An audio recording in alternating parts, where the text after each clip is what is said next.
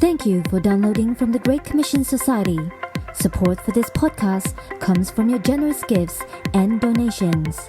You can find out more about our global ministry and team at www.greatcommissionsociety.com.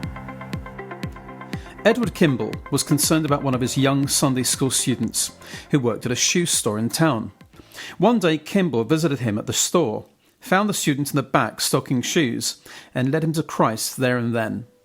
Dwight L. Moody eventually left the shoe store to become one of the greatest preachers and evangelists of all time. Moody, whose international speaking took him to the British Isles, preached in a little chapel pastored by a young man with the imposing name of Frederick Broverton Mayer. In his sermon, Moody told an emotionally charged story about a Sunday school teacher he had known in Chicago, who personally went to every student in his class and led every one of them to Christ. That message changed Pastor Mayer's entire ministry, inspiring him to become an evangelist like Moody. Over the years, Mayer went to America several times to preach. Once in Northfield, Massachusetts, a confused young preacher sitting in the back row heard Mayer say, "If you're not willing to give up everything for Christ, are you willing to be made willing?" Well, that remark led J. Wilbur Chapman to respond to the call of God in his life. Chapman went on to become one of the most effective evangelists of his time. A volunteer by the name of Billy Sunday helped set up his crusades and learned how to preach by watching Chapman. Sunday eventually took over Chapman's ministry, becoming one of the most dynamic evangelists of the 20th century. In the great arenas of the nation, Billy Sunday's preaching turned thousands of people to Christ. Inspired by a 1924 Billy Sunday crusade in Charlotte, North Carolina, a committee of Christians there dedicated themselves to reaching that city for Christ. The committee invited the evangelist Mordecai Ham to hold a series of evangelistic meetings in 1932. A lanky 16-year-old sat in a huge crowd one evening, spellbound by the message of the white-haired preacher, who seemed to be shouting and waving his lone finger at him. Night after night, the teenager attended, and finally went forward to give his life to Christ. The teenager's name was Billy Graham, the man who has undoubtedly communicated the gospel of Jesus Christ to more people than any other man in history. Remember, though, how the sequence of events started. A nobody named Kimball, concerned for one of his students, visited him at a shoe store. And in doing that, he changed the world. Millions of people have been affected by his decision to go to that shoe store and share the gospel with one person. And millions more will continue to feel the impact of it. I ask you, can anything like that happen today? Well, you bet it can. God wants to use you and me to change the world. Jesus said that his mission was to seek and save the lost. And what greater mandate could he leave his followers than to continue his legacy? What do you think it is that causes some Christians to be disinterested in this Great Commission? Hello, and welcome to our GCS podcast with Tony Anthony. While there are many good things that a church can do in this world, God has assigned a specific missional priority to the church for reaching the lost. The church, of course, as the koinonia or community of faith, is to be involved in caring for the homeless, serving the disadvantaged, and meeting needs of those in distress. But these activities are Christian duties that all believers do in the regular course of life. They are not the missional priority of the church. Let's join Tony as he looks at the mission of the church and how the people of God can embrace a missionary identity. All in the balance. Jesus' mission was to seek and save the lost. We read that in Luke chapter 19, verse 10. And what greater mandate could he leave his followers than to continue his legacy? The scriptures that speak most clearly of this are undoubtedly those that we've come to know as the Great Commission. Yet everywhere, the Gospels sing out of Jesus' intention for his people. Meditate on Jesus' prayer in John 17. You got those verses from 20 to 26. And just embrace just a glimpse of Christ's love for us and his longing for unity among believers. It says, I've given them the glory that you gave me, that they may be one as we are one. You see, here he declares, and I find it so easy to imagine the face of God beaming down at his son at this point. such tenderness, such passion. What honour is ours? So if this is our clear mandate, it seems to me that we urgently need to examine first our own priorities, and then especially those of the wider body of the church. In many of our churches, every ministry has been given equal priority.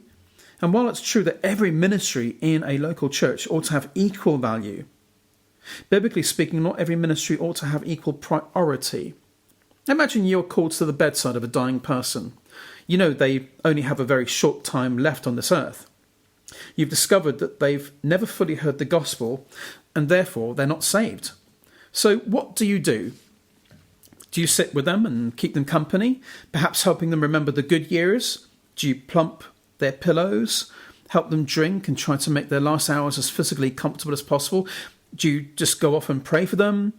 Take a look at Jesus' prayer as reported in John 17. This is a tremendously tender passage where Jesus places his friends before his Father. First, he prays for his disciples, then for all believers. But note his words in verse 20. My prayer is not for them, the disciples, alone. I pray also for those who will believe in me through their message, that all of them may be one. Father, just as you are in me and I am in you. Back in verse 18, Jesus had spoken of the mission of his followers to go out into the world.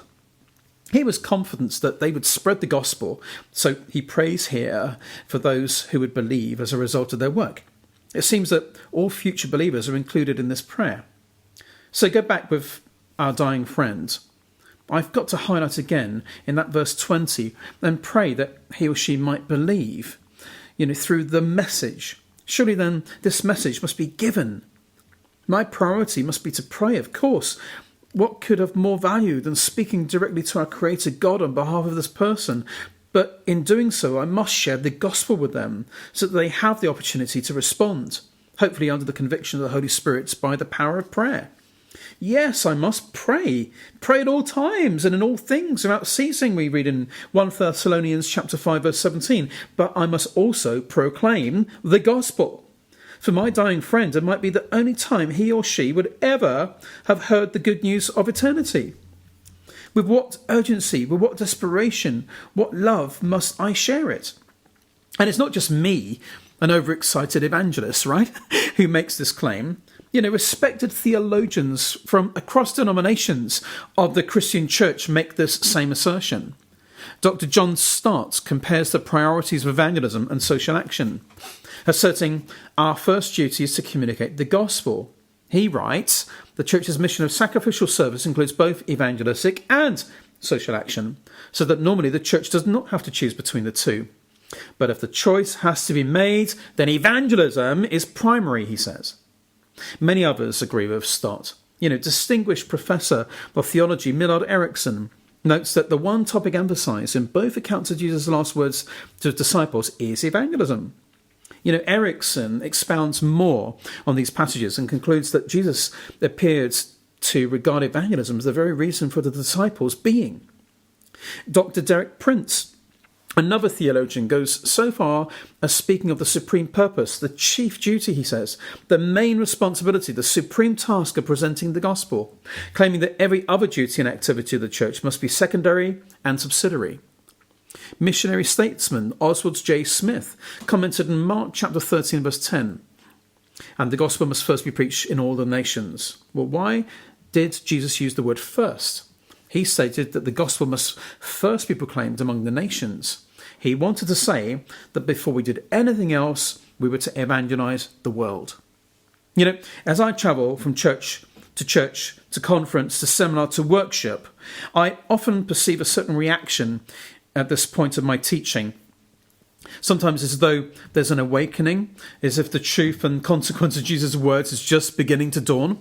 Others I see begin to bristle, and perhaps understandably so. After all, surely there's much preparation, much legwork to be done before we can stand before a person and proclaim the gospel, surely. Look at Jesus himself. He met people at their point of need. He healed. He showed them love, friendship, acceptance. Surely this is the role of the church, is it not? All such assertions are valid, but again I turn to William Booth, you remember our Salvation Army friend, for a perspective on the balance between social action and saving souls. Booth questioned the worth in taking a man out of the slums, healing his body, giving him decent clothes, providing him a home in the country, and then letting him die and go to hell. No one can argue with William Booth did not value social action. The legacy of the Salvation Army speaks for itself. However, Booth recognised the sheer folly of putting all one's zeal into comforting the body whilst ignoring the eternal soul. Dr. K.P. Yohanan, Indian missionary to Asia, made similar observations regarding the Church's error in putting social programs before gospel proclamation. He says this: "I'm not trying to minimise the social and material needs of the Asian nations, but it's important to re-emphasise that Asia's basic problem is a spiritual one." Yohanan is definite in his insight into the war in the heavenlies, again quoting from Ephesians 6 verse 12, and the way it manifests itself here on earth. He points out that when Western media focuses entirely on problems of hunger, that's why we see lots of pictures of starving children on television, it becomes very difficult for people in the West not to get the false impression that hunger must be the biggest problem. But Yohanan asks the question, what causes the hunger? He goes on to say, Asian Christians know the horrible conditions are only symptoms of the real problem, which is spiritual bondage. The single most important social reform that can be brought to Asia is the gospel of Jesus Christ. The trouble with the social gospel, even when it's clothed with religious garb and operating within Christian institutions, is that it seeks to fight what is basically spiritual warfare with weapons of the flesh. He says a spiritual battle fought with spiritual weapons will produce eternal victories. This is why we insist upon restoring a right balance to gospel outreach. The accents must first and always be on evangelism and discipleship. Interestingly, cynics might struggle with this emphasis on the spiritual realm. Surely it's common sense that the problem of hunger and poverty in this world is due to mismanagement of the earth's resources and exploitation of the poor and vulnerable, maybe. Where's the spiritual battle in that? Well, surely the answer is obvious. Firstly, we only have to consider who and what is behind greed and drive for power in this world. But there are also far more obvious manifestations of the spiritual realm at work. Let's consider why one of India's own statesmen declared, India's problems will never cease until her religion changes. Now, listen to this. According to those who believe in reincarnation, did you know that rats must be protected as a likely recipients for a reincarnated soul on its way up the ladder of spiritual evolution to nirvana? Now, the result of this is that 20% of India's food grain every year is eaten or spoiled by rats, which is, of course, terrible. But one survey in a wheat-growing district of Hapur in North India revealed an average of about 10 rats per house, and a large-scale effort of extermination.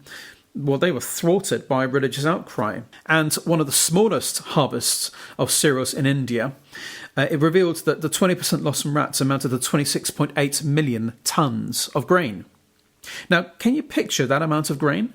I mean, imagine a train of container cars, each car holding about 82 metric tonnes. That means your train would need to contain 327,000 cars, and that would stretch approximately 3,000 or so miles.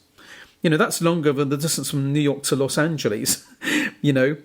3,000 miles of railway wagon full of wheat are lost every year while people are starving. And why? Because of a false religion idea. Atheists often throw out the question, how can a loving God, if he exists, allow disease and starvation?